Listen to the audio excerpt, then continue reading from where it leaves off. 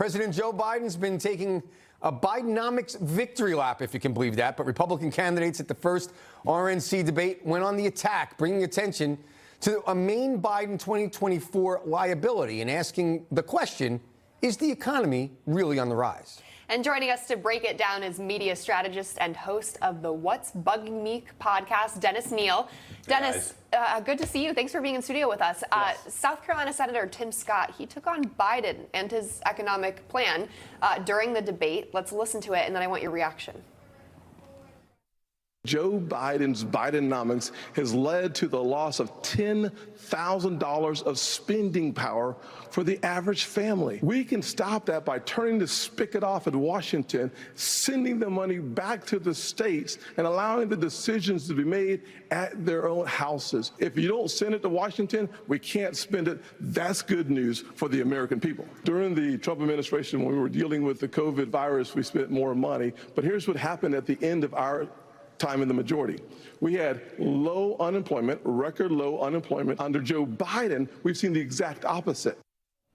All right, families being able to keep their own money and spend it as they see fit. Right, he's entirely right. And you know what? All the experts keep blaming Americans for spending too much because the economy is still growing, but it's not Americans spending too much, it's government putting too much money out there into the market. So this economy is succeeding in spite of Bidenomics, not because of it. I mean, they've done things to hurt the economy, too much spending, no drilling for oil or not enough drilling, et cetera. So it's been really bad that way.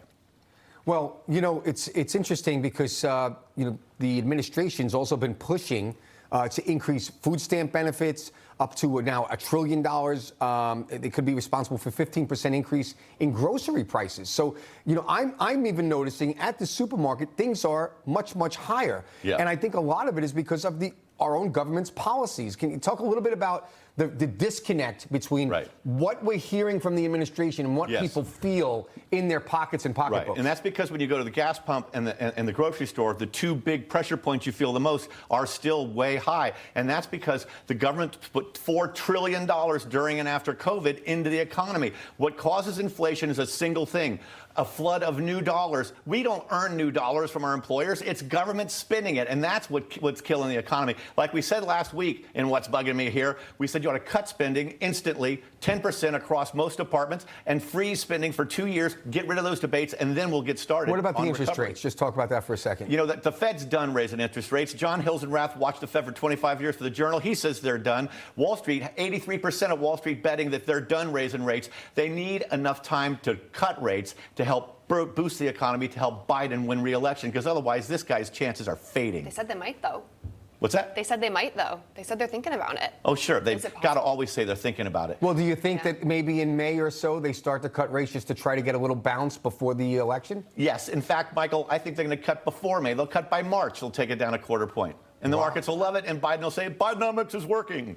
Ah, there you have it from Dennis Kneale. Dennis, now your podcast is What's Bugging Me. Yes. My understanding is it's available on iTunes, Spotify, Ricochet, just about everywhere you want. That's right. Well, that's right. It'll change your life, Michael, if only you'll listen to it, my friend. It's going to change my life. There you have it. Dennis Kneale, thank you so much for joining us. Have a great day, guys.